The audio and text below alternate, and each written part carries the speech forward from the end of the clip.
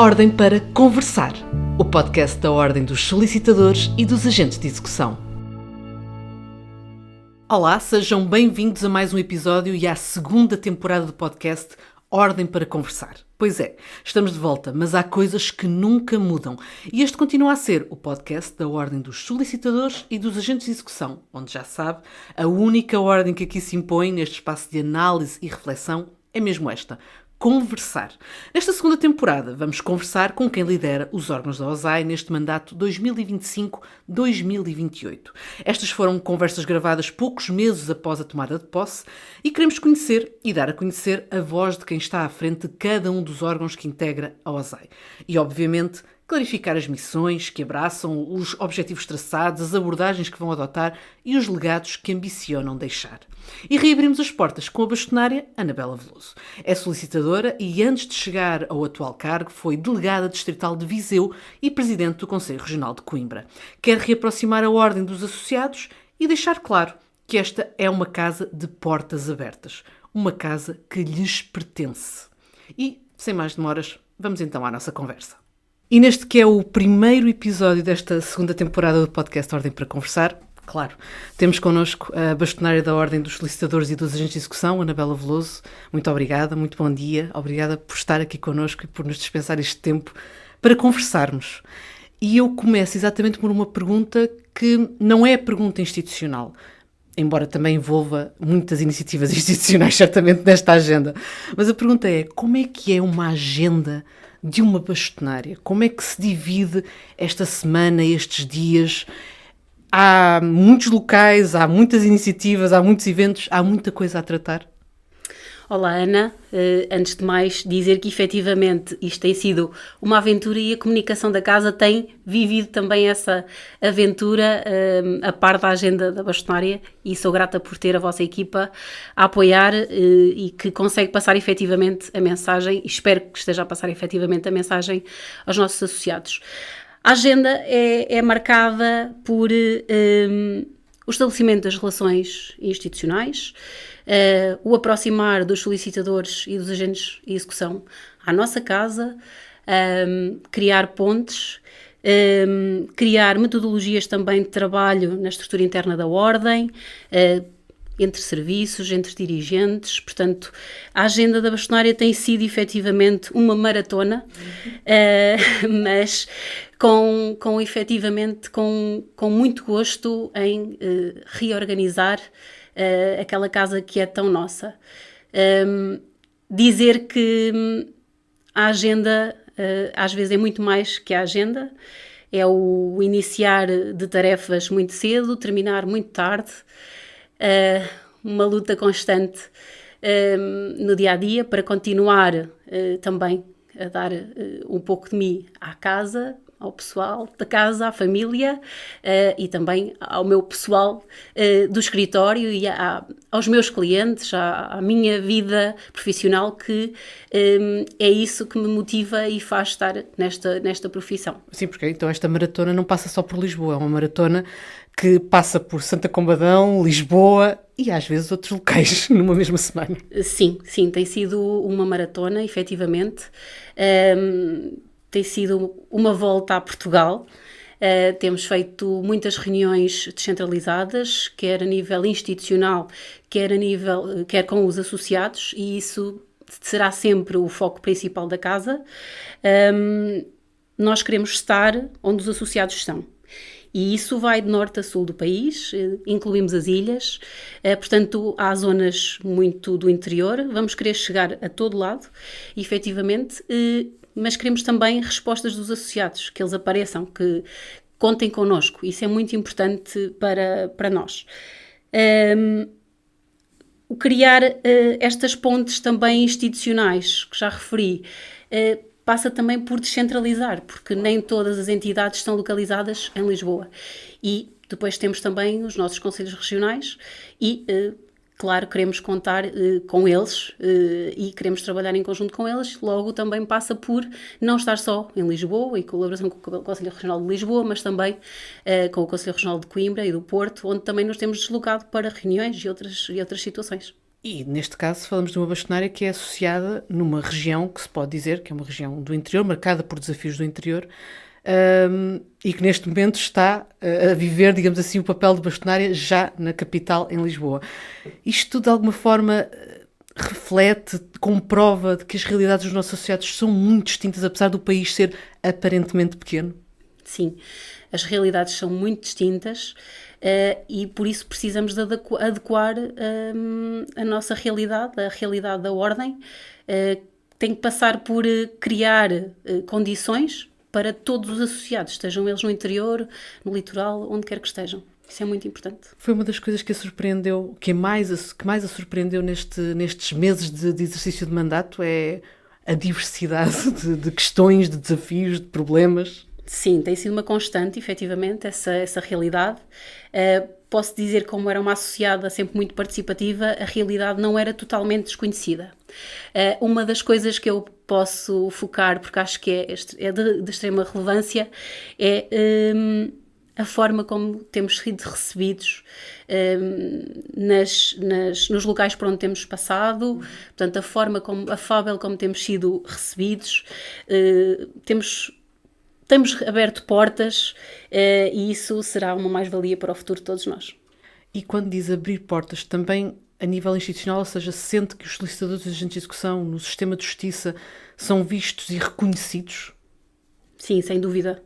Acho que é vista uma nova abordagem. É feita uma ótica de os solicitadores e os agentes de execução são vistos como profissionais úteis, práticos no terreno, que têm a capacidade de perceber efetivamente como é que funciona a justiça, como é que funciona a sociedade e com essa valorização também, com esse reconhecimento, conseguem também reforçar um papel institucional, social, sobretudo, e claro, sempre técnico e competente. Ou seja, continua a OSAI a ser uma parceira de mérito na construção de soluções? Sim, sem dúvida. Temos reafirmado protocolos, reiniciado e iniciado outros, e isso também nos dá credibilização institucional.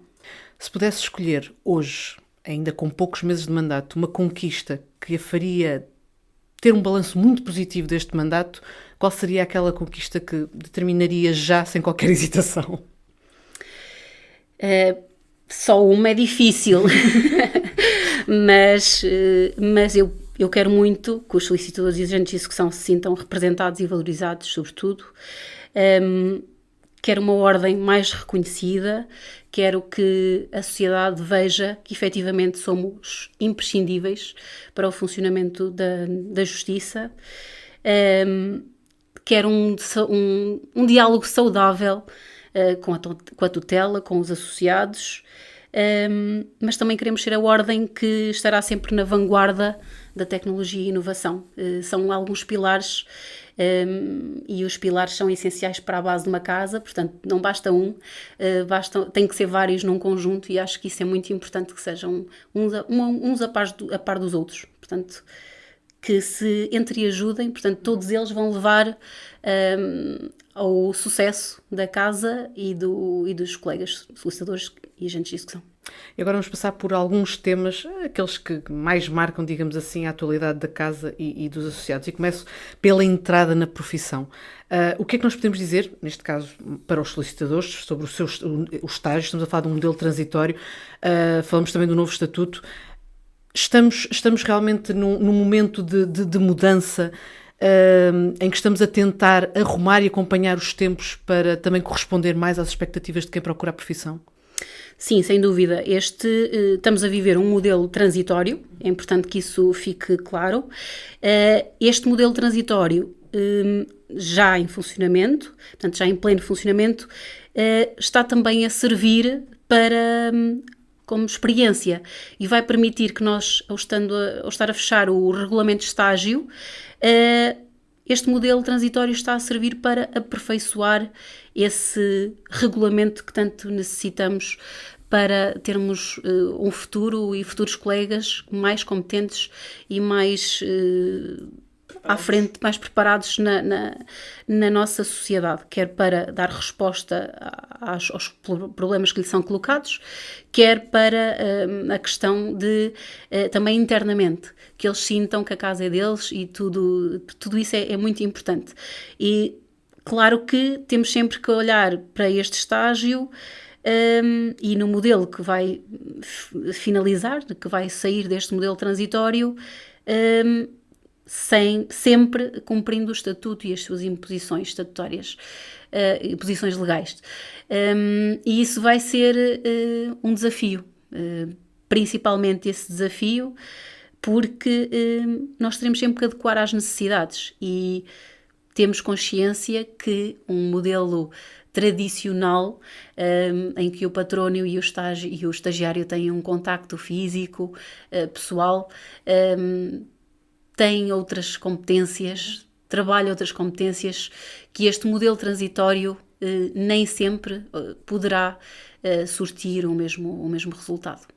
Ou seja, nunca é um processo arrumado e isso necessariamente é também uma condição naquela que poderá ser a abertura de um novo estágio para agentes de execução. Sim, estamos a evoluir, estamos a construir um modelo que efetivamente queremos que seja o futuro da casa também. O estágio dos agentes de execução é uma coisa que se fala há muitos anos, desde 2012 que não abre curso de formação de acesso para a profissão de agente de execução. A OSAI e a CAS já começou as conversações, está a estudar a nova metodologia, o novo formato. Obviamente que temos que ponderar muita coisa, porque muito mudou. Temos agentes de execução que recebem muito poucos processos, temos outros que recebem muito. Tudo isso terá que ser analisado, tudo isso está a ser acautelado. As coisas têm que ser ponderadas efetivamente, mas o que queremos transmitir é que será sempre de forma equilibrada. Portanto, tanto para os agentes de execução que ainda estão em exercício de funções, queremos transmitir essa mensagem, mas também temos que deixar uma palavra de esperança a quem quer ingressar nesta profissão. Portanto, não podemos continuar a vedar o acesso à profissão. Não era também uma questão que estava dependente de nós. Temos que lembrar que o número de abertura de vagas dependia sempre do Ministério da Justiça, também com a colaboração da CAS. Portanto, é este trabalho conjunto que estamos a fazer, ponderar e arranjar uma solução equilibrada para podermos dar soluções a quem quer ingressar nesta função de agente de execução, que é uma função muito importante. Os números comprovam-no, e já que falamos em números, um outro assunto que também tem vindo a ser polémico são as cotas pagas à OSAI pelos nossos associados. Está em estudo uma redução deste valor ou pelo menos olhar para ele com um espírito crítico e perceber qual a solução que se pode encontrar para ir ao encontro das expectativas dos associados? Essa é sempre aquela pergunta pertinente, mas extremamente sensível e delicada. E é feita muitas vezes e por diversas vias, quer a mim, quer a pessoas da direção, quer entre colegas. É sempre uma temática que preocupa todos nesta casa. O que esta direção pretende, quando se pensa e quando se fala em cotas, é que este assunto seja pensado com dados. E os dados vão nos levar à sustentabilidade, à eficácia, também à tecnologia e, sobretudo, à justiça contributiva. Mas, claramente, a decisão final terá sempre que ser da classe. E no que diz respeito, falámos em tecnologia, e acho que a tecnologia também tem de ser abordada, perguntava se a par do atendimento, do reforçar, melhorar, procurar outras vias de atendimento que nos aproximem dos associados, se as plataformas informáticas são, sem dúvida alguma, um daqueles pilares de que falou há pouco e que não pode ser deixado de lado. Sim, as plataformas, a tecnologia são a prioridade da casa. Sempre foi. Portanto, são as ferramentas essenciais para o exercício das nossas funções nos nossos escritórios. Portanto, e nós temos que necessitamos dessas ferramentas, quer para cumprir as nossas funções, quer para dar resposta aos nossos clientes. E nós temos um caderno de encargos, vou-lhe chamar assim, se calhar um bocadinho ambicioso, É extenso, é exigente, portanto é um compromisso que estes dirigentes que estão agora a liderar esta casa assumiram, mas nós estamos em crer que vamos fechar muitos projetos e vamos iniciar outros novos. E já que falamos em digital, em desmaterializar, recentemente tivemos um problema conhecido por todos os associados no que diz respeito aos selos, ao fornecimento de selos de autenticação devido a uma quebra no stock. A questão foi resolvida, mas pergunto, está, digamos assim, na lista de prioridades ou na lista de projetos poder desmaterializar, digitalizar esta questão dos selos de autenticação?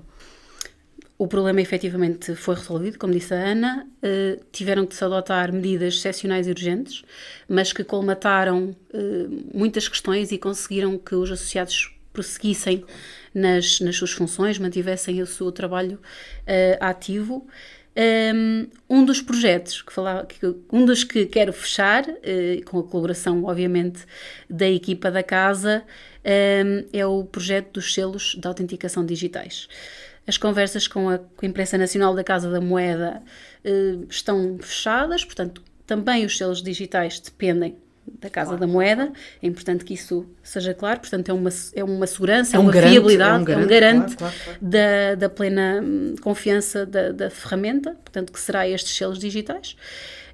A Caso também teve a sua colaboração no processo, a nossa equipa interna, informática, e depois os colegas poderão optar se pretendem manter a posição do selo físico nos documentos ou optar por usar a vinheta, o selo de autenticação digital. Perguntava, agora, lá está, nós estamos mesmo a passear por temas que têm marcado muito a agenda, até mediática, a CEPAS, a Caixa de Previdência. Tivemos agora um processo eleitoral recente, o que de certa forma acabará por ter, digamos assim, interrompido alguns dos processos que estavam a acontecer, nomeadamente de estudo. Não? Então, nesse caso, vamos então avaliar, houve algum tipo de impacto por parte deste processo eleitoral ou as coisas continuaram a decorrer com normalidade? Não, é claro que tudo isto mexe com todo o sistema, ok?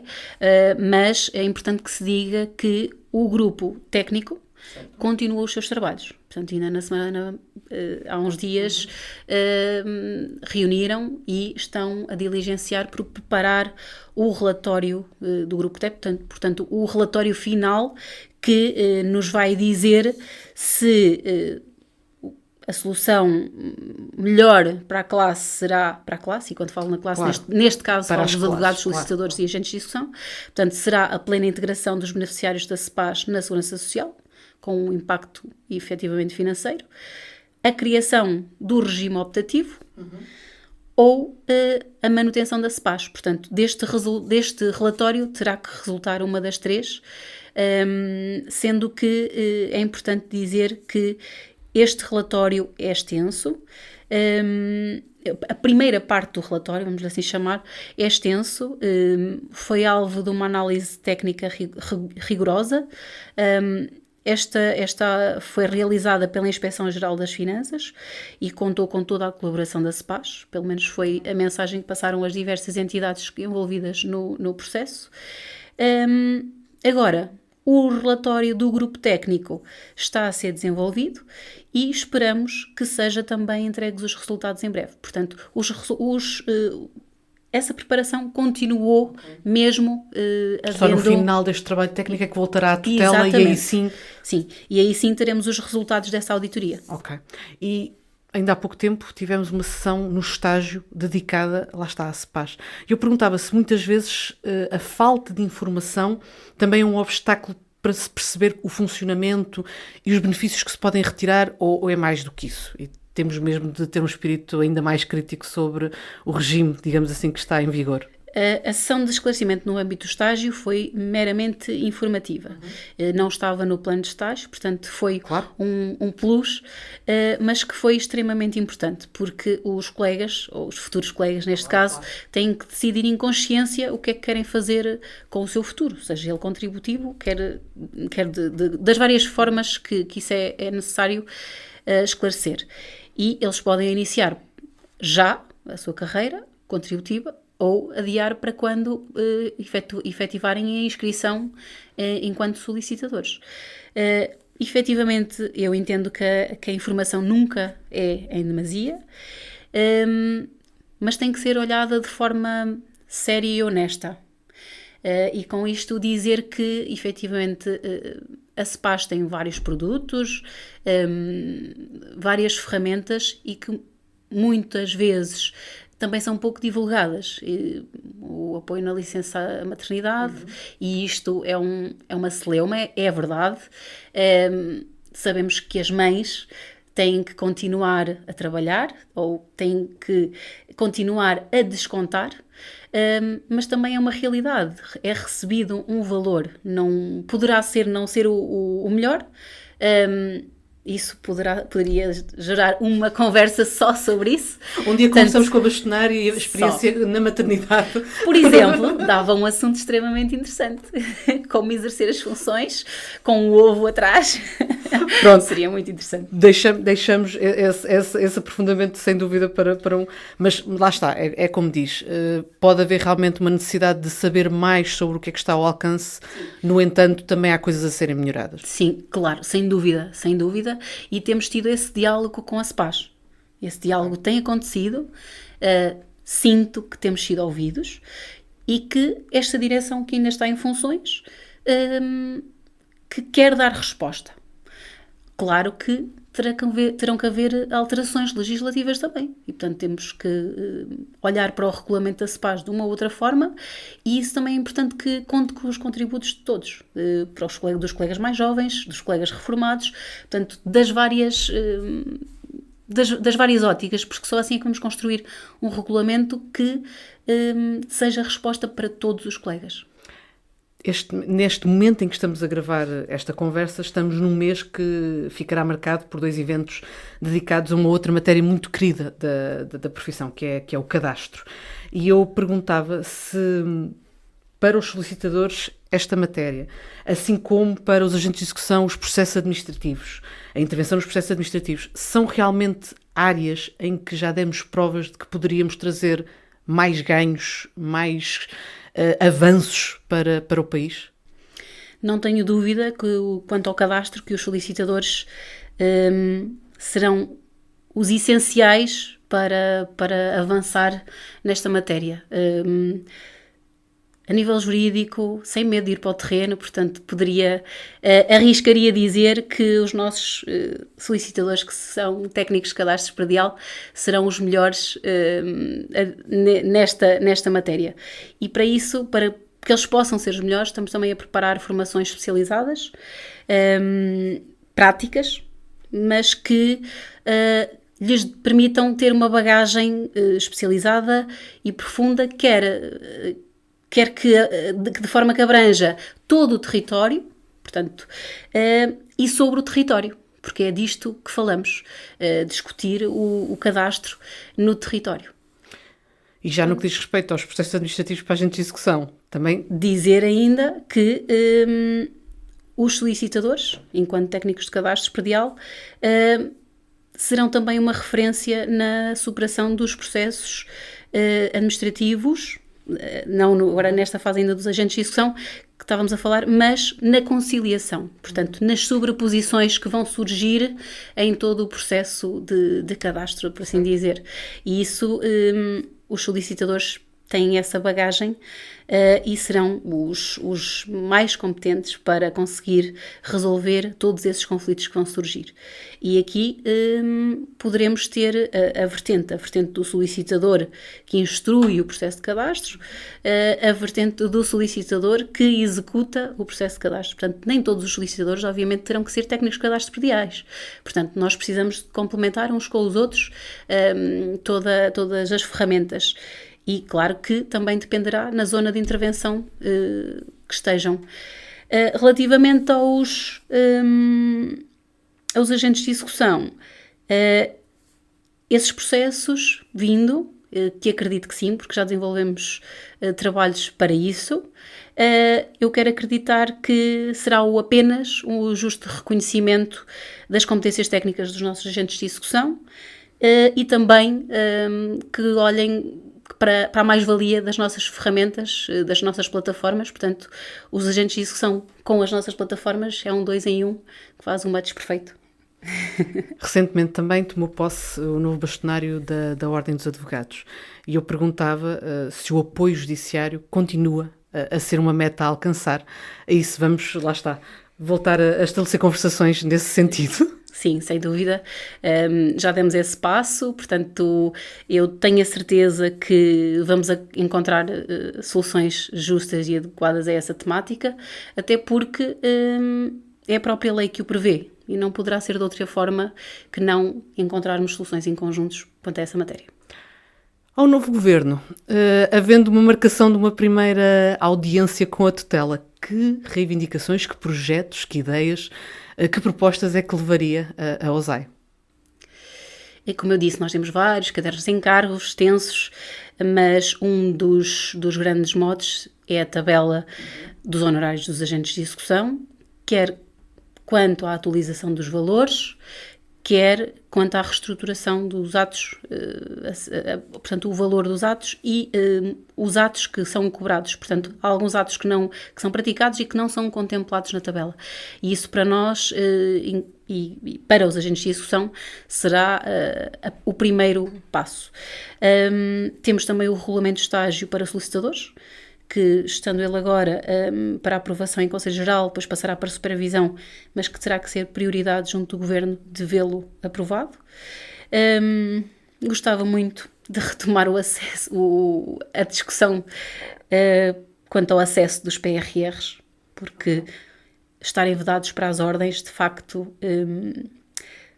quarteja aqui o nosso futuro, quando as ordens foram das mais colaborativas, viram os seus estatutos alterados, motivados pelo PRR, e efetivamente depois vemos cortados os acessos e que poderíamos utilizá-los tão bem nas nossas plataformas e inovar na digitalização. Sim, ao serviço do cidadão sempre. Este ano ficará marcado, sem dúvida alguma, pela organização do Congresso, esse momento esperado por quem está na casa e pelos associados. E perguntava o que é que nós já podemos revelar sobre este grande momento, que a data outubro, o mês de outubro já é conhecido como o mês da sua realização, mas o que é que nós podemos revelar mais? Sim, eu hoje acho que podemos divulgar já. Será na região do Alentejo, portanto, iremos até Évora. Será um espaço para refletir, para desenharmos o futuro, e acontecerá entre os dias 16 a 18 de outubro. Lá vos esperamos a todos. Estamos mesmo a chegar ao final da nossa conversa e eu gostava muito de desafiar a Sra. Bastonária face a este passeio que fizemos pelos temas que têm marcado, sem dúvida alguma, estes primeiros meses de mandato, mas desafiava a Sra. Bastonária a deixar uma mensagem aos nossos associados sobre isto e sobre tanto mais que certamente marcará o futuro. A mensagem não pode ser outra que não a de dizer que esta ordem está empenhada em construir um melhor futuro para todos. E efetivamente partilhar a mensagem que também já deixei na entrevista na revista Solicitária, na nossa tão querida revista, que é a necessidade de reaproximar a ordem dos associados e os associados à ordem. Eu gostava muito que os colegas vissem nos dirigentes pessoas com que eles possam dialogar e pedir auxílio para resolver as questões quando surgem, e que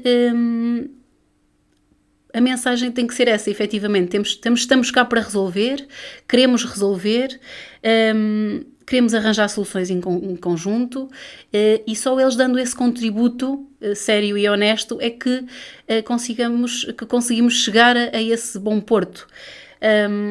Queremos que a digitalização, a modernização sejam palavras de ordem nesta casa, mas que os colegas adiram também a esses novos desafios que estão para vir.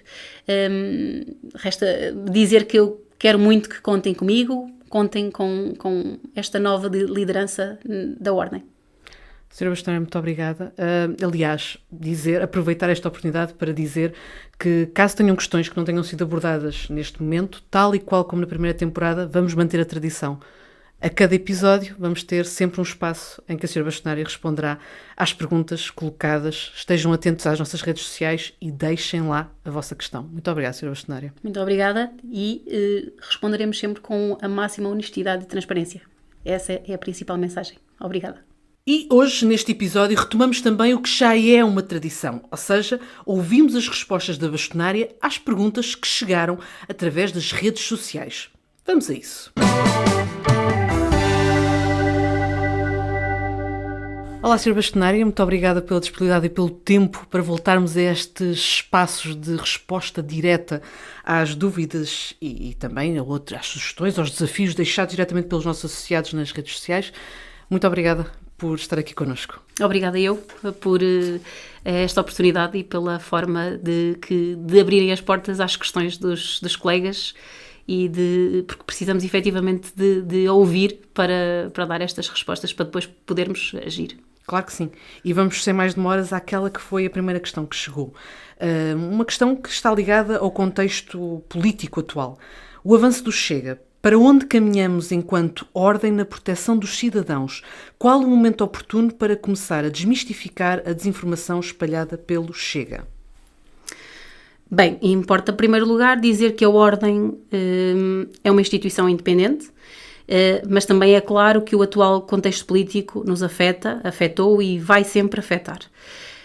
Enquanto Ordem, temos a responsabilidade de zelar pela legalidade, pela transparência, pela proteção dos cidadãos, e a questão dos discursos políticos que se basearem em desinformação, obviamente que nos preocupa enquanto profissionais da justiça, porque efetivamente nós precisamos de um sistema de confiança para também termos instituições confiáveis. Enquanto Ordem, a Ordem tem de estar sempre disponível para explicar, estará sempre disponível para explicar, pois eu entendo que efetivamente a desinformação diminui com uma proximidade, com uma comunicação ativa, tal qual temos adotado desde o início deste mandato, esta sempre na base da transparência, nos princípios constitucionais que nos regemos, porque efetivamente será a melhor forma de servir e de proteger os cidadãos, e acabamos também por ter um papel ativo e que acaba por ser educativo para a sociedade em geral e também para a democracia. Claro que sim, aliás, este podcast é uma prova disso. A literacia jurídica é uma das nossas grandes paixões e missões. E agora passamos para uma segunda questão sobre outro tema, neste caso sobre estágio. Por que deixar os formandos de julho 6 meses sem profissão até começar o estágio? É uma pergunta muito legítima, que também tem acontecido agora das visitas que tivemos em contexto escolas aqui ao nosso edifício sede, mas que efetivamente neste preciso momento não consigo afirmar quando decorrerá o início do estágio. Dizer que efetivamente este período de espera não é a situação ideal nem para a Ordem, nem para os futuros solicitadores estagiários. Nós queremos solicitadores que com esforço e mérito fizeram a sua formação, queremos colegas motivados, bem preparados, mas tem sido um contrarrelógio todo o calendário para a preparação do novo regulamento de estágio para os solicitadores tem sido tratado com maior descuidados, porque efetivamente queremos garantir o novo modelo que se impõe, que decorra com a qualidade que sempre bem tem vindo a acontecer, mas também com toda a legalidade, com a máxima legalidade possível. O que temos a decorrer é um modelo transitório. Em breve o Conselho Geral irá remeter a proposta ao Conselho de Supervisão, que assegurará o parecer da Agência de Avaliação e Acreditação no Ensino Superior, portanto mais conhecida por A3ES, e depois sim, chegaremos à fase da tutela. Claro que nós queremos que o processo seja o mais célere possível, e estamos a tentar por todas as vias e meios para ter novidades o mais breve possível quanto ao tema e minimizar este período em que os nossos estudantes de solicitadoria de direito que estão em espera para ingressar na nossa profissão. Depois, agora, um outro tema, neste caso as alçadas e a distinção que existe para as diferentes profissões. Para quando haverá discussão sobre o limite das alçadas dos tribunais? Visto que há imensos casos idênticos, mas por apenas mais 1 cêntimo, 5.001 ou na ação executiva 30.001, os solicitadores já não são competentes para a tramitação do processo. É um tema e uma questão que toca a todos, tem impacto direto e prático no nosso dia-a-dia do escritório, tem vindo a ser identificada como uma necessidade, portanto, porque leva-nos a dizer que há uma diferenciação dos nossos profissionais e, por vezes, por apenas mais uns cêntimos, e não serão os cêntimos que devem ser, efetivamente, o fator de exclusão. Esta questão dos limites está fixado no Código de Processo Civil, como bem sabemos, o que respeita às alçadas, mas eu gostava de fazer um pré-contexto aqui, se recuarmos um pouco atrás no tempo, as alçadas referidas na questão, portanto os 30.000, os 5.000, entraram em vigor a 1 de janeiro de 2008. E antes disso tínhamos cerca de 15.000 euros e 3.740 euros, portanto isto na altura em contos. E claro está que está mais que na altura de rever novamente, revermos estes valores, revermos estas alçadas e sem dúvida que vai ajudar na justiça, nos cidadãos e também aos nossos profissionais. A Ordem tem vindo a levantar esta questão junto das entidades competentes, designadamente junto do Ministério da Justiça, e também esta direção mantém como uma prioridade, porque efetivamente somos profissionais qualificados, competentes, para exercer o mandato. Passamos agora para o estágio para os novos agentes de execução e a pergunta colocada é muito direta: se haverá estágio para os novos agentes de execução em 2026? Sabemos que há muitos candidatos interessados, efetivamente, porque o facto de só ser necessário a licenciatura em solicitadoria ou direito para se candidatar abre muitas portas. Dizer que não tenho uma resposta conclusiva, com pena minha, para quem nos ouve, mas dizer também que estamos a estudar a melhor forma de o fazer, em conjunto com a CAAG, e como diz o ditado, com peso, conta e medida. E isto esperamos que efetivamente aconteça no mais curto período possível, claro, sempre com os necessários trâmites legais e necessários. O que quero garantir é que este assunto efetivamente está a ser analisado com total seriedade, e que também, muito importante, transmitir aos nossos agentes de execução que estamos cá para ouvir e todos os contributos que nos possam fazer chegar também para este estudo do novo formato, nova forma que irá abrir o estágio dos agentes de execução. São bem-vindos todos os contributos. Queríamos que efetivamente este processo decorra com a transparência, que os nossos futuros agentes de execução exerçam em pleno, com responsabilidade, mas também com condições de sustentabilidade. Isso é para nós também muito importante, que isso fique bem assegurado para o futuro de todos. E vamos avançar para a última questão que chegou para este episódio. O que a motiva, e atenção, é uma pergunta mais pessoal, o que a motiva mais para ser mãe, mulher, esposa, solicitadora e ainda maestra inspiradora para a classe? Bem, estas é sempre aquelas perguntas mais difíceis. Quem me conhece melhor sabe que sou uma pessoa de emoções e que vivo-as intensamente em todos os campos, porque todos os meus papéis acho que só funcionam porque os vivo em conjunto. Vou acrescentar mais um papel, entre tantos outros que poderiam identificar, que é o de ser filha, porque efetivamente ser filha faz parte da minha história e é com ela que trago as minhas raízes, os meus valores. Ser mãe de 2 filhos maravilhosos, o Tomás e a Iris, é o meu compromisso de vida, para a vida, para o meu futuro, para sempre.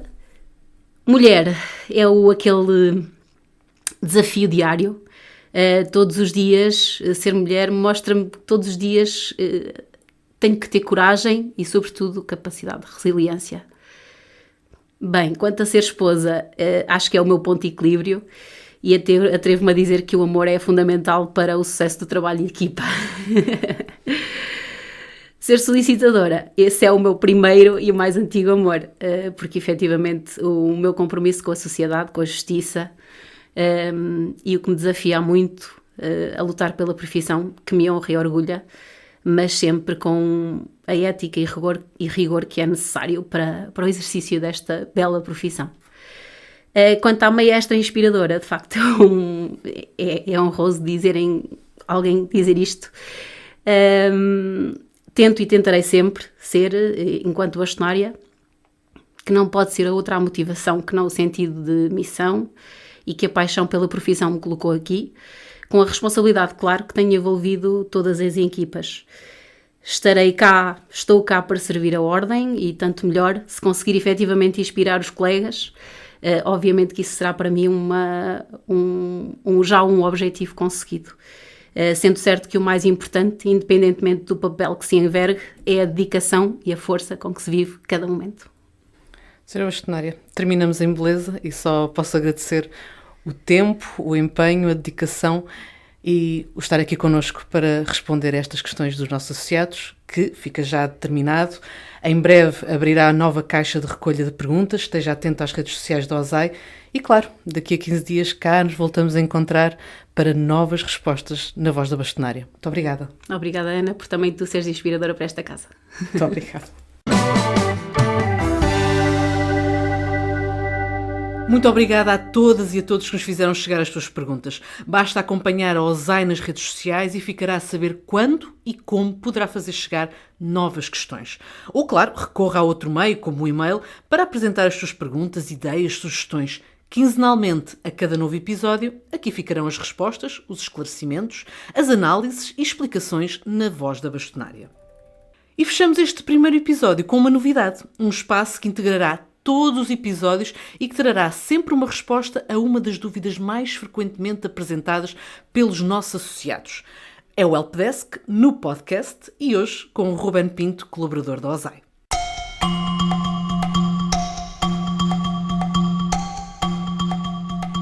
Olá, Ruben, seja bem-vindo então a este novo espaço que é o Helpdesk no podcast e muito obrigada pela tua disponibilidade para estares aqui connosco e para esclarecermos estas que são as dúvidas mais colocadas pelos nossos associados junto do Helpdesk da OSAI.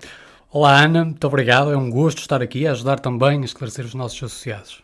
E vamos sem mais demoras à primeira pergunta, a pergunta inaugural. A minha caixa de e-mail atinge o limite de ocupação recorrentemente. É possível aumentar o espaço ou efetuar algum procedimento para evitar esta situação?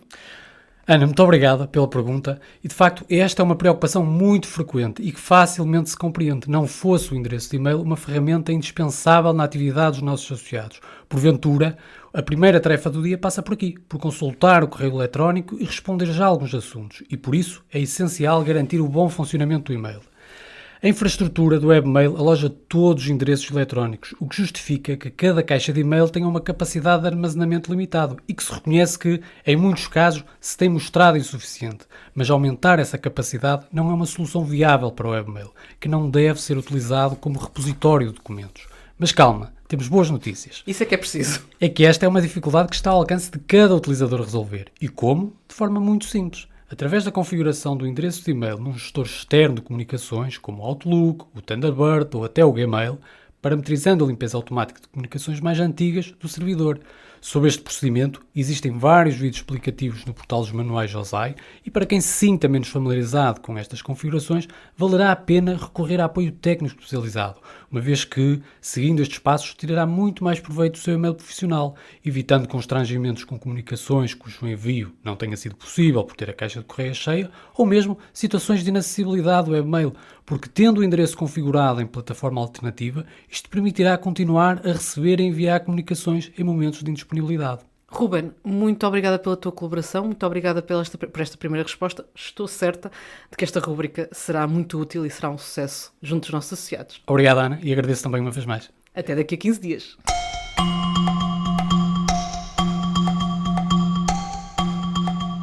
Agora sim, chegamos ao fim do primeiro episódio da segunda temporada do podcast Ordem para Conversar. Mas, antes da despedida, relembramos um outro hábito deixado pela primeira temporada. O próximo convidado será sempre revelado antes nas redes sociais da OSAI. Para ficar a par de tudo, siga-nos no Instagram, Facebook, LinkedIn, Threads e Rede X. E adira ainda à comunidade da OSAI no WhatsApp. Quanto a nós, que bom que foi regressar e que bom será ficar na sua companhia ao longo de mais uma temporada. De 15 em 15 dias, cá os esperamos para um novo episódio, neste que é o podcast da Ordem dos Solicitadores e dos Agentes de Execução, onde já sabe, a ordem é só uma: conversar.